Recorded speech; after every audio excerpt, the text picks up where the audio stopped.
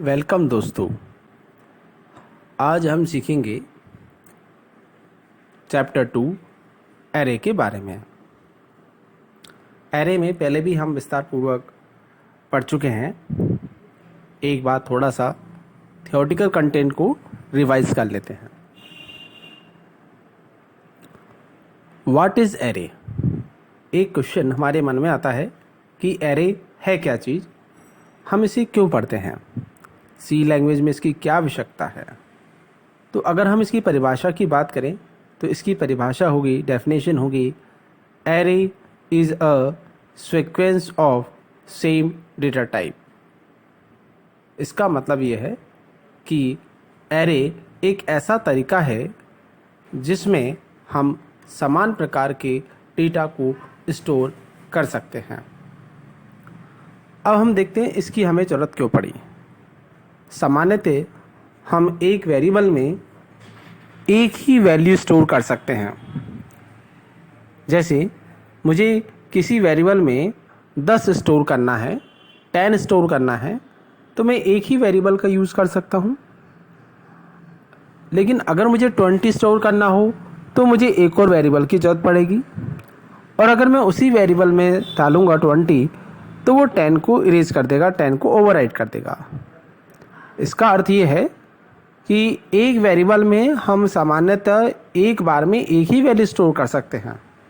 पर अगर आप चाहते हैं कि एक वेरिएबल में एक से अधिक वैल्यू आप स्टोर कर सकें तो उसके लिए हम जिस तरीके का प्रयोग करते हैं उसे हम एरे कहते हैं। और इसकी परिभाषा को हम अच्छे से समझ लेते हैं। जैसे यदि आपने कोई इंटीजर प्रकार का एरे बनाया है तो आप उसमें सिर्फ इंटीजर संख्या ही स्टोर कर सकते हैं।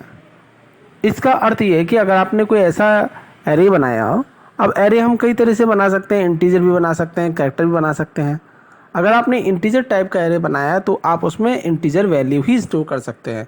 इंटीजर वैल्यू का मतलब है बिना दशमलव वाली संख्या, जैसे 10, 20, 30, 11, 12, 15, बिना दशमलव वाली जो संख्या होती है उन्हें हम इंटीजर कहते हैं। तो अगर आपने इंटीजर वेरिएबल बनाया तो सिर्फ इंटीजर संख्या स्टोर कर सकते हैं। और यदि आपने कैरेक्टर टाइप का एरे बनाया है तो आप उसमें सिर्फ कैरेक्टर ही स्टोर कर सकते हैं। और अगर आपने कैरेक्टर टाइप का एरे बनाया तो सिर्फ हम उसमें कैरेक्टर ही स्टोर कर सकते हैं। तो ये चीज़ हमें ध्यान रखनी है कि एरे क्या है, एक ऐसा तरीका है जिसमें हम एक ही तरीके का डेटा स्टोर कर सकते हैं। इंटीजर टाइप का अगर आप एरे बना रहे हैं तो इंटीजर संख्या ही स्टोर कर सकते हैं, और कैरेक्टर टाइप का बना रहे हैं तो सिर्फ कैरेक्टर ही स्टोर कर सकते हैं।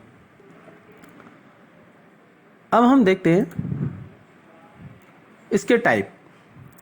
How many types of array? Array के कितने प्रकार हैं? There are 2 types of array. Array के 2 प्रकार हैं, 1 dimensional array and multi dimensional array. तो 2 तरह के एरे होते हैं, तो 1 डायमेंशनल एरे जिसे 1D एरे भी कहते हैं, और दूसरा मल्टी डायमेंशनल एरे जिसे 2D एरे भी कहते हैं। एरे के 2 प्रकार हैं। पहला है सिंगल डायमेंशन, या इसको हम 1 डायमेंशन भी या 1D एरे भी हम कहते हैं। दूसरा इसका नाम है मल्टी डायमेंशनल एरे, ठीक है, इसे हम 2D एरे भी कह सकते हैं। तो 1D एरे और 2D एरे। 1D एरे मतलब समझ जाएंगे अब सिंगल डायमेंशनल या 1 डायमेंशन, एक ही बात है। अब हम देखते हैं कि इसको बनाते कैसे हैं। तो इनके 2 अलग अलग तरीके हैं। अगर 1D एरे मुझे बनाना है तो क्या तरीका है, और 2D एरे बनाना है तो क्या तरीका है, वो हम यहाँ पे देखते हैं। अगर सी लैंग्वेज में मुझे 1D एरे बनाना है तो उसके लिए मैं यहाँ पे लिखूँगा INT, स्मॉल लेटर में लिखेंगे INT, उसके बाद एरे का नाम, उसके बाद उसका साइज। तो ये जो मैंने बनाया है, ये मैंने बनाया है 1D एरे।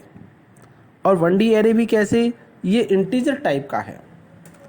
अगर मुझे इसी तरह कैरेक्टर टाइप का एरे बनाना हो 1D में तो कैसे बनाएंगे, तो उसके लिए मुझे लिखना पड़ेगा CHR ARR, और इसका साइज़ दे दो, जो भी आपको साइज़ देना है इस तरह। तो INT लिखने का मतलब ये जो एरे बना है इसमें मैं सिर्फ इंटीजर ही स्टोर कर सकता हूँ, और CHAR का मतलब है कि मैं इस एरे के अंदर कैरेक्टर स्टोर कर सकता हूँ, जैसे ABCXY, इस तरह जो भी कैरेक्टर आप स्टोर करना है तो CHAR। तो कैरेक्टर के लिए कैरेक्टर टाइप एरे और इंटीजर के लिए इंटीजर टाइप एरे।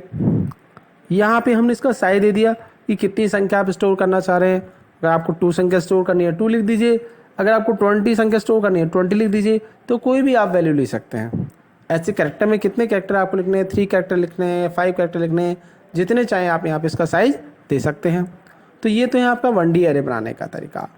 अब हम देखते हैं 2D एरे बनाने का तरीका। 2D एरे कैसे बनाते हैं? तो इसी तरह 2D एरे बनाते हैं या मल्टी डायमेंशनल एरे बनाते हैं। इसके लिए INT एरे और इसका साइज दे देंगे। अब क्योंकि मल्टी डायमेंशनल या 2D एरे है तो हमें यहाँ पे 2 चीज़ देनी पड़ेगी। एक तो number of row, total row का साइज़ कितना है, जैसे मैंने 2 लिख दिया, और नंबर ऑफ कॉलम कितने हैं, तो कॉलम का साइज लिख दिया। तो 2/3 का, यानी टोटल इसमें कितनी संख्या हम स्टोर कर सकते हैं? टोटल हम स्टोर कर सकते हैं 2 × 3 कीजिए, कितना हो जाएगा 6। तो कहने का मतलब हम इसमें कुल कितनी संख्या स्टोर कर सकते हैं? हम इसमें टोटल 6 संख्या स्टोर कर सकते हैं। तो ये है 2D एरे। अगर आपको कैरेक्टर टाइप का 2D एरे बनाना है तो हम इसी तरह यूज़ करेंगे। बस INT की जगह मुझे CHR लिखना है, CHR, और एरे का नाम, अब की बार एरे का नाम STR लिख देता हूँ। चाहे तो ARR भी ले सकते हैं, कुछ भी नाम दे सकते हैं यहाँ पे। बस आपको साइज 2 देने पड़ेंगे यहाँ पे, एक तो रो के लिए दे दिया और एक कॉलम के लिए दे दिया। तो इस तरह से ये कैसे बन जाएगा? ये बन जाएगा आपका कैरेक्टर टाइप का 2D एरे।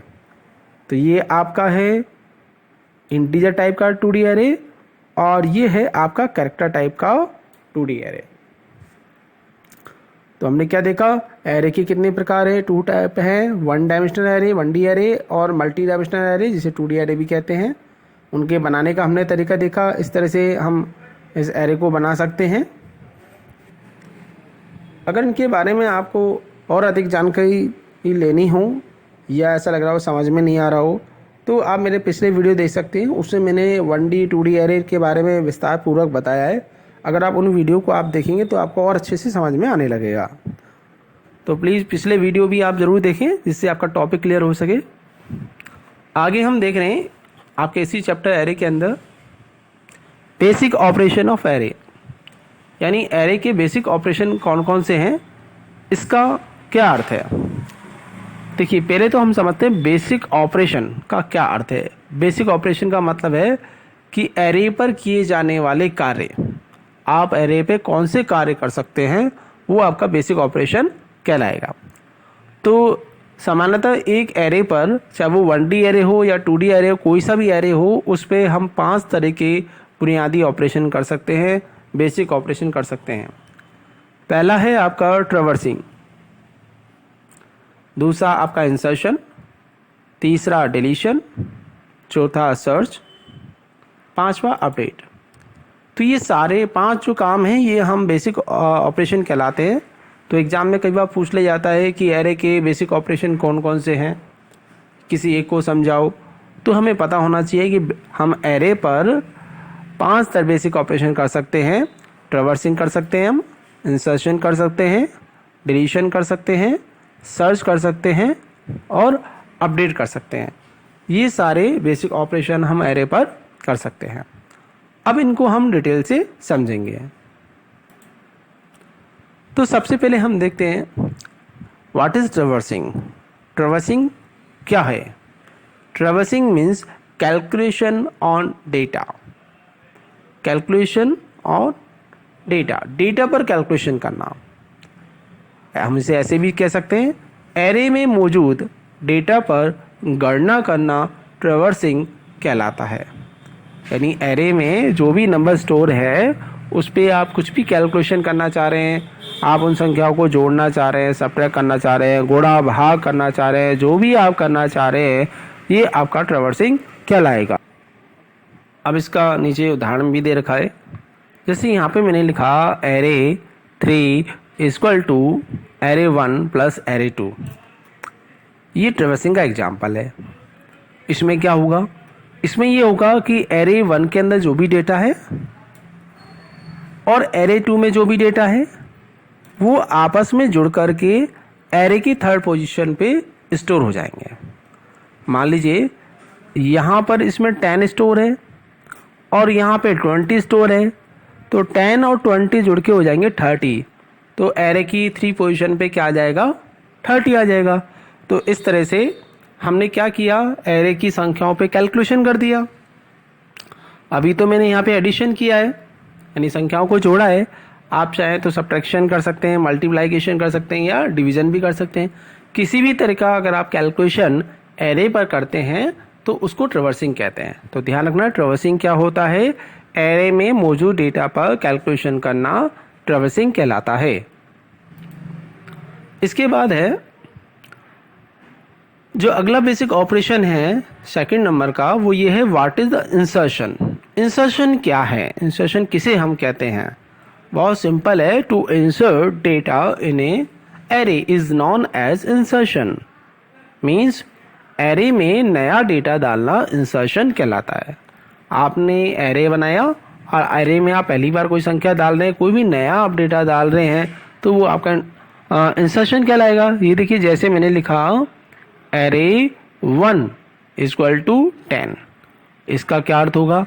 इसका अर्थ होगा कि एरे की 1 पोजीशन पर 10 स्टोर होना। तो एरे की 1 पोजीशन पर 10 स्टोर हो जाएगा। तो नया डेटा डालना इंसर्शन कहलाता है। बिल्कुल सिंपल है। अगला है deletion. What is deletion? Deletion क्या है? Deletion means to delete element from array. Array से डेटा को मिटाना डिलीशन कहलाता है। एरे में मौजूद डेटा को मिटाना डिलीशन कहलाता है। तो हमें ध्यान रखना है कि एरे में मौजूद डेटा को मिटाना क्या कहलाता है? डिलीशन कहलाता है। अब इसको मिटाएंगे कैसे? इसके कई तरीके हैं, जिसमें से एक सिंपल तरीका यह है कि आप लिखिए एरे, उसके बाद उसकी पोजीशन, किस पोजीशन का डेटा आपको मिटाना है, इक्वल टू 0। ऐसा करने से क्या होगा, एरे की 1 पोजीशन पर 0 आ जाएगा। तो उस पोजीशन पे जो भी डेटा होगा वो हट जाएगा और वहाँ पे 0 ओवरराइट हो जाएगा। तो इस तरह से पोजीशन दे करके उसके सामने वैल्यू लिख दीजिए, तो उस पोजीशन पे 0 आ जाएगी, तो पहले जो भी संख्या होगी वो हट जाएगी। तो इसे हम क्या बोलेंगे? डिलीशन। आगे देखते हैं, what is searching in array. Array में सर्चिंग क्या है? Searching means to search element in array and there are 2 types of searching, linear searching and binary searching. Searching का अर्थ क्या होता है? एरे में मौजूद डेटा ढूंढना सर्चिंग कहलाता है। एरे में कोई भी डेटा आपने डाला हुआ, आप उसको ढूंढ रहे हैं, वो मौजूद है या नहीं है, तो ये जो प्रोसेस होती है डेटा को फाइंड करने की, सर्च करने की, इज नॉन एज सर्चिंग। अब हम 2 तरह से सर्चिंग कर सकते हैं। 2 प्रकार है इसके। कौन कौन सी सर्चिंग है? एक है आपकी लीनियर सर्चिंग और दूसरी है बाइनरी सर्चिंग। ये दोनों ही सर्च करने के बेहद अच्छे तरीके हैं, पर दोनों की अपनी कुछ खासियत है और कुछ कमियां भी हैं, कुछ एडवांटेज है, कुछ डिसएडवांटेज हैं। तो देखते हैं कौन कौन सी सर्चिंग है। तो पहले हम समझते हैं लीनियर सर्चिंग के बारे में। What is the linear searching? Linear searching is a technique that search element in array sequentially. ये एक ऐसा तरीका है जिसमें एरे में मौजूद डेटा को क्रम से सर्च किया जाता है, ढूंढा जाता है।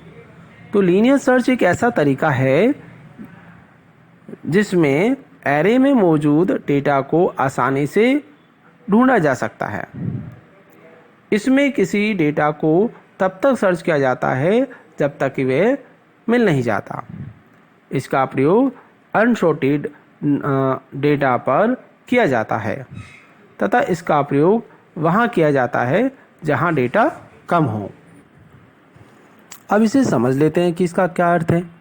इसके आप ऐसे समझ सकते हैं कि लीनियर सर्चिंग का मतलब ये है कि किसी चीज़ को क्रम से एक के बाद एक सर्च करना। जैसे कि मान लीजिए मैं आपको एक लिस्ट दूं और उस लिस्ट में कई बच्चों के नाम और नंबर दिए हुए हैं। अब मैं किसी पर्टिकुलर बच्चे का नाम लेके कहूँ कि आप उस बच्चे का मार्क्स बताइए, तो आप क्या करेंगे, उस लिस्ट के सभी नामों को एक एक करके पढ़ेंगे और ऐसा तब तक करते जाएंगे जब तक कि आपको वो उस बच्चे का नाम नहीं मिल जाता। तो ऊपर से नीचे की तरफ क्रम बाई क्रम एक एक करके आप देखते जाएंगे। तो जब वो बच्चा मिल जाएगा तब आप बता देंगे सर उस बच्चे के इतने मार्क्स हैं। तो इस चीज़ को हम क्या कहते हैं, लीनियर सर्चिंग, यानी लाइन बाई लाइन आप सर्च कर रहे हैं तो अब वो लीनियर सर्चिंग होगी। ठीक है, अब इसमें हमें दो बातें याद रखनी है कि लीनियर सर्चिंग का प्रयोग वहाँ पे करते हैं जहाँ पर डेटा कम हो। अगर आपके पास कम रिकॉर्ड है, डेटा कम है, और वहाँ पर लीनियर सर्चिंग का प्रयोग करेंगे तो बहुत जल्दी से हमें परिणाम मिल जाएगा, रिजल्ट मिल जाएगा। लेकिन अगर डेटा का साइज़ बहुत ज़्यादा है, बहुत बड़ा डेटा है, तब हम आप पे लीनियर सर्चिंग का यूज़ नहीं करेंगे। उसके लिए हम बाइनरी सर्चिंग का प्रयोग कर सकते हैं। तो पहला तो हमें याद रखना है कि जहाँ पर डेटा कम होगा वहीं पे लीनियर सर्चिंग का प्रयोग करना है। दूसरा में इसका ध्यान रखना है कि इसका प्रयोग वहाँ पे करते हैं जहाँ पर डेटा अनसॉर्टेड होता है। अनसॉर्टेड का मतलब है क्रम से जमा हुआ नहीं होता है। मैं आपको इस तरह से कह सकता हूँ, ऐसे समझा सकता हूँ कि मान लीजिए मैंने एक आपको लिस्ट दी जिसमें बच्चों के नेम पूरे A to Z ऑर्डर में लिखे हुए हैं, असेंडिंग ऑर्डर में लिखे हुए हैं पूरे। अब मैं आपसे कहता हूँ कि भाई मुझे सुमित नाम के बच्चे के मार्क्स बताइए, तो आप डायरेक्ट S वाले नामों पर जाएंगे जहाँ पर S का नाम है और उस S नाम वाले नाम के सामने देख लेंगे भाई सुमित कहाँ है, और फिर वहाँ से आप उसके मार्क्स मुझे बता सकते हैं। तो इसमें आपको कम समय लगेगा। ऐसा बाइनरी सर्चिंग में होता है। लेकिन लीनियर सर्चिंग में डेटा क्या होता है, आपका क्रम से जमा हुआ नहीं होता, यानी जो नेम है वो अल्फ़ाबेटिक ऑर्डर में A to Z ऑर्डर में क्रम से जमे हुए नहीं होते। तो जहाँ पर डेटा आपके पास क्रम से जमा हुआ नहीं है वहाँ पर हम लीनियर सर्चिंग का प्रयोग करेंगे। तो हमें ध्यान रखना है, लीनियर सर्चिंग डेटा को क्रम से सर्च करता है, इसमें थोड़ा समय अधिक लगता है, पर वहाँ पे अच्छा रहता है जहाँ पर डेटा की मात्रा कम हो और डेटा अनसॉर्टेड हो। अगला हम देखते हैं, इसमें आगे देखते हैं बाइनरी सर्चिंग। तो बाइनरी सर्चिंग क्या है, what is binary searching in array? It is also a searching technique that work on sorted data and its work very fastly. तो ये एक ऐसा तरीका है, यह ऐसा तरीका है जिसमें डेटा को बहुत जल्दी से सर्च किया जा सकता है और ये शॉर्टेड डेटा पे काम करता है। समझ लेते हैं इसको। बाइनरी सर्च एक ऐसा तरीका है जिसमें एरे में मौजूद डेटा को जल्दी से ढूंढा जा सकता है और इसका प्रयोग शॉर्टेड डेटा पर ही किया जाता है। यदि डेटा अधिक हो तो इसका प्रयोग करना अच्छा रहता है। इसे हम इस तरह समझ सकते हैं, इस सर्चिंग में किस तरह से काम करता है।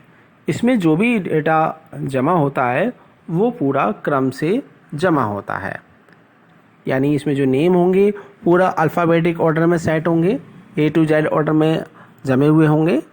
ठीक है, और इसके अलावा ये किस पे काम करेगा, शॉर्टेड के साथ में, जहाँ पर डेटा ज़्यादा है। ठीक है, और शॉर्टेड है और डेटा ज़्यादा है वहाँ पर हम बाइनरी सर्चिंग का प्रयोग करते हैं। तो ये आपका सर्चिंग की टेक्निक हो गई। इसके बाद दोबारा हम वापस आ जाते हैं बेसिक ऑपरेशन ऑफ एरे पर, जिसमें लास्ट हमारा टॉपिक रह गया था अपडेट।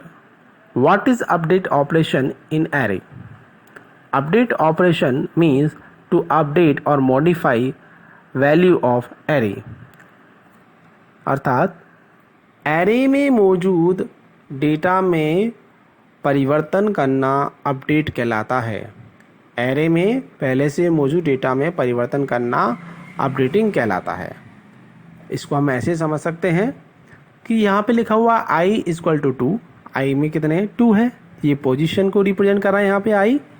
फिर यहाँ लिखा एरे i माइनस 1, तो यहाँ पे क्या पोजीशन हो जाएगी, तो 2 है इसकी वैल्यू, इसमें से हमने 1 माइनस कर दिया, कितना बचा 1, यानी कि 1 पोजीशन पे इक्वल टू 10, यानी एरे की 1 पोजीशन पे क्या आ जाएगा 10।